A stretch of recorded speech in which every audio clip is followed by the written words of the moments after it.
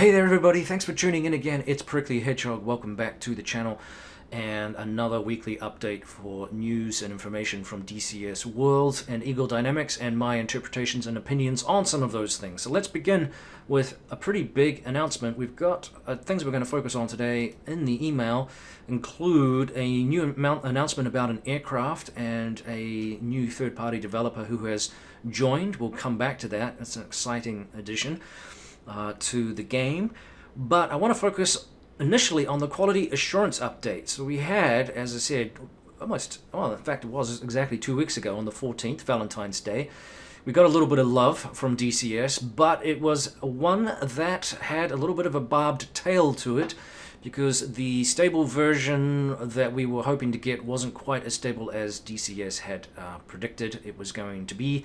And while, there were expectations of things to be ironed out and kinks to be fixed and addressed, and issues and problems that sometimes crop up in open beta environments, it was a lot hairier than than what was expected, and they have issued an apology as a result. They, according to Kate Perderko of Eagle Dynamics, who was the chief operating officer there, she said, "Hey, we read you, we hear you, we listen to you, we are working for you. ! Thank you for being with us and for your help to improve DCS World. We delivered a update, as I mentioned, on the 14th. Every version increase of 2.5.x is a cumulative update of the core environment. The feedback that we received from our community, especially with regards to multiplayer, is helping us to improve the delivery process. The release of an unstable open beta to our clients has taught us an important lesson, and we are committed to improving the QA before an open beta delivery." So what they are intending to do is longer internal QA testing and debugging, earlier external beta tester access to release clients, and there is a link apparently in the email here that you can sign up for to become a beta tester. So if you're into that kind of debugging, bugging, squashing stuff, that's probably something you want to do. It's not my forte, but I notice big bugs, but I'm not an expert in that kind of area. If that's your bent, well, go ahead. I'm sure what the rest of us will appreciate and piggyback off your hard work. A new closed Eagle Dynamics dedicated multiplayer testing server. The invitations will be announced soon, so I'm guessing some of our major players here will have their opportunity to do testing there. DCS open beta delivery, hotfix process if required, and a DCS stable delivery. We will try to keep a schedule of 2-week iterations once the DCS World 2.5.6 stable is released. She said she started posting development milestones on Reddit and the Hoggit community, which we will take a quick look at. These will be posted to our official forums. I will continue to inform you about the progress of each project on our official ED forum. Thank you, Kate. So she's saying here, we want to make sure you receive the most accurate update information regarding our work in progress as always. So sincerely, the Eagle Dynamics team. So I had a quick look here at the Reddit forum, if you like, or the page. Gosh. DCS Core, current projects in active development phase. There's a lot. KA50 cockpit update, update bug fix, which is this week. 2.5.6 preparation for the stable release. Here we go. I know this came up previously. Somebody complained about this. Damage modeling for World War II aircraft. It's near term. Some unknown issues may appear. Weapon improvement. Missile dynamics. New AI units. Long term to be delivered in iterations. Voice chat. Long term. Dynamic campaign. Long term. DCS graphic engine. Special effects update. Near term. Lightning. Near term. Excuse me. I don't know if that is it lightning or is it lighting? I don't know. Near term. Anyway. Terrain improvement. Middle term. Multi-threading. Love to see this in the game. Long term. The Vulkan API integration, which I think is interlinked with that in some way, shape, or form. Long term. Modules. FW190A8 release. Near term. Huey multi-crew. Near term. SuperCarrier. Near term. Yay. P-47D Thunderbolt, EA, near term. The channel map, near term. World War II Asset Pack Update, near term. Mariana Islands, midterm. F-16 Viper, FA-18C Hornet, midterm. Modern Air Combat, midterm hope, but still long term. Let's just say long term and be done with it so we don't get our hopes up. There's 20 small and large projects in the pipeline. However, it doesn't mean that we have too much in the basket. It means that we have different competencies in the team and the plan to grow. Projects that are in the passive development phase, waiting for a 3D model delivery, developers, allocation, reference gathering stage, or one of the current active projects to be finished first. Damage modeling for modern aircraft AI. This is from the DCS core here. Airfield ATC, awesome. DCS graphic engine, clouds, weather update, FLIR, air-to-ground radar, modules. Here it is. This is exciting. Number 1 on the list is the Mi-24P Hind. Boom shakalaka. God, that's an old term, isn't it? How did that just pop into my head? I don't know. A10C Warthog. Yak 52 release. 4, the KA-50 Black Shark. 3, 5, the Mosquito. That's exciting. Eagle Dynamics has 5 aircraft and 0 terrains in early access. The F-16C Viper, the F-18C Hornet, the FW-190A8, the Yak-52, and the World War II Assets Pack. We plan to deliver all of our EA products in early access, that is, in release this year. Huzzah! However, there's a however. Hornet and Viper are pretty complex and have many features to add. We analyzed the list from the unofficial road to release and took some points into account. Yes, the F-18 team is working on the F-16 as well, 50-50. It's the most efficient way because the projects are similar for us from a development point of view. We want to have consistent and close aircraft, so yes, it's one team. I hope this list will make you feel more informed and comfortable. We will not be able to deliver everything from these 2 lists this year, but we will try to reach as much as it will be possible. Thank you for your time, passion, and support, Kate. Oh, Kate.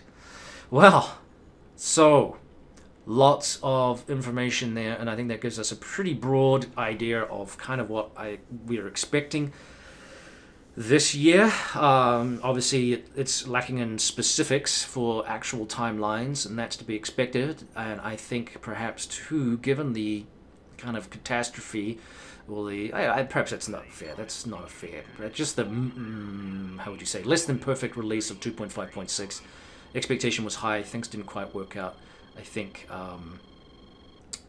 as she said, they've learned from their errors, and I think there's going to be more time devoted to sort of bug squashing and testing before things get released, so that we're not having these issues thrown at us and what felt like a pretty raw product and got a lot of people's danders up, to use an old-fashioned British term.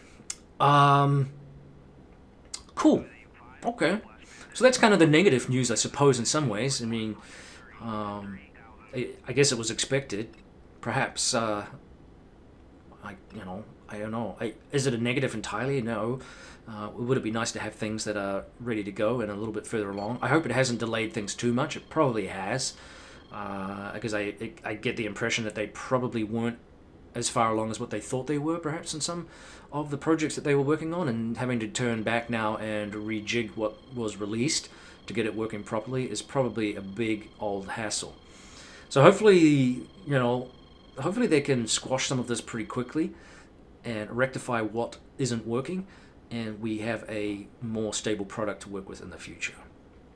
That's my hope. We'll see what happens. I'll keep you posted as much as I can. Obviously, I'm as interested as you are in what the final iterations of the game is going to look like, especially with regards to certain projects and some of the new projects, such as the F-16, such as the SuperCarrier project module. I'm looking forward to that in no end. Possible release next month. Hopefully it's not delayed. Which brings us, speaking to new projects and modules, let's go back to the good news. I was very excited about the Hind there. That was kind of nice to see it right up there. It's one of my favorite helicopters.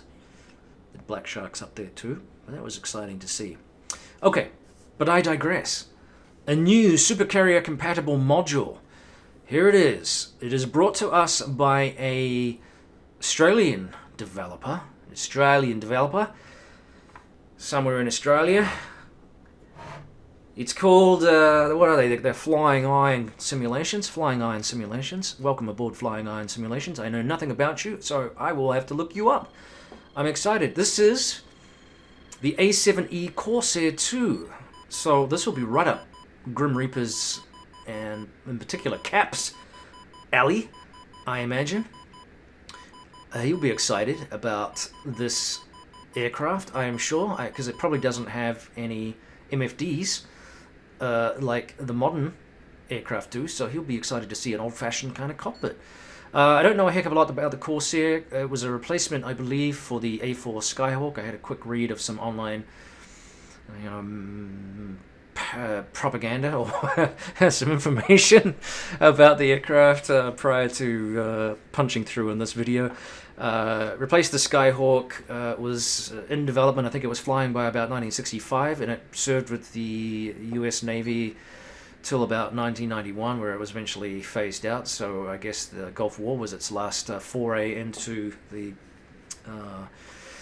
combat world. It had served a useful purpose, and it was a subsonic jet. It's basically a light attack aircraft is what it's referred to, and that's about all I know about it. So nice little image that we got here from Flying Iron Sims, thank you very much, which is a unrendered, if you like, or unskinned 3D model of the cockpit, which looks suitably interesting. And once again, we have a nice new aircraft to salivate over for those of you that are interested.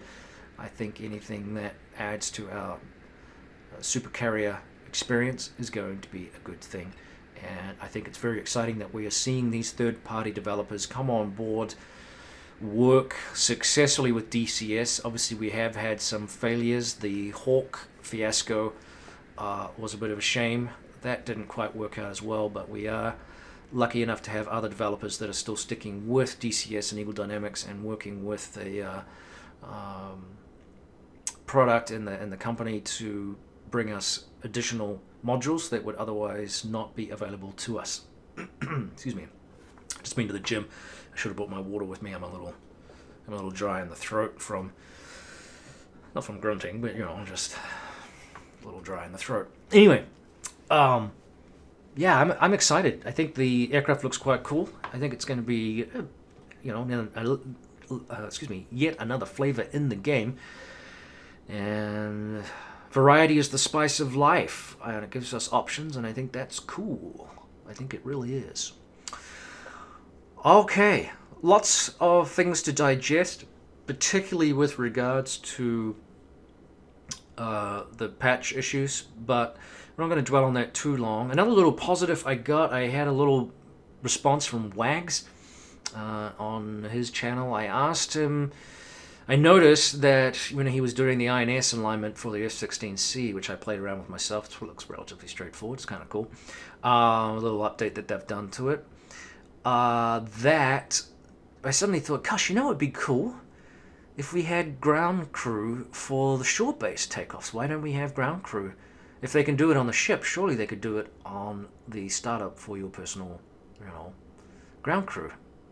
And so I asked Wags, hey, is there any chance that's going to happen down the road? And he said, not immediately, but they are going to look into it once the SuperCarrier is released. So that is exciting.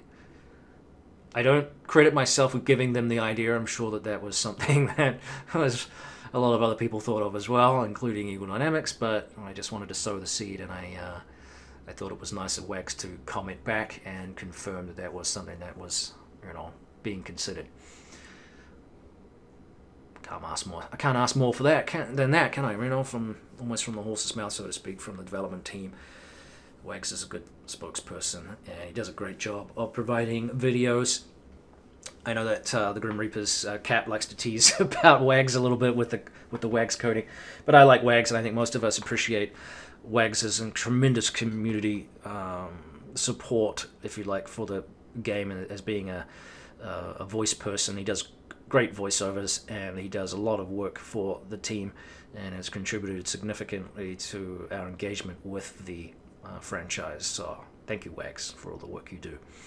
Yeah, I think we'll take that as a wrap. It's going to be too much of a long video otherwise, and I sometimes don't have enough video footage to kind of play in the background for your amusement, so that you're not just listening to me rabbit on.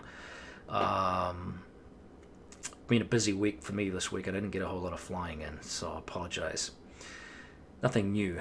If you saw my other video about what not to do, I was reading the NatOps manual for the F-14B though. It's about almost 1,000 pages, by the way. If you're not, and they're not full pages. Sometimes there's diagrams and stuff like that. But nevertheless, it's a bit of a book to kind of plow through. And I was looking at the NatOps, standard operating procedures for the F-14B, and while I was going through some of the bits and pieces, I noticed that you're prohibited from dumping fuel while alighting the afterburners of the F-14B for common sense reasons, and I thought I'd give it a try, and it was a fun video. So if you haven't checked that out, have a look. Alright, that'll do. Thank you so much again for listening. I appreciate all the likes and the subscriptions. Like I said, I appreciate it. It will help me, hopefully, continue to bring these videos. Don't forget to check out another guy I really am impressed with right now, who's pretty new to producing videos. DCS Debrief does, there's a quick shout out here before we wrap it up. DCS Debrief does fantastic videos on BFM right now, and really informative videos, really nicely done, very cerebral, and really gave me something to think about my own dogfighting techniques, which leave a lot to be desired, but you know, I'm learning too. But he's well worth watching, worth getting into. And again, shout out to DCS Debrief. I'll try and put a link into his channel as well for you if you're interested in that. All right, that'll do. Thank you once again for listening in. I will see you next time. Stay tuned for more during the course of the week where I can. We'll see you around. Stay flying, guys. Take it easy. Be safe out there.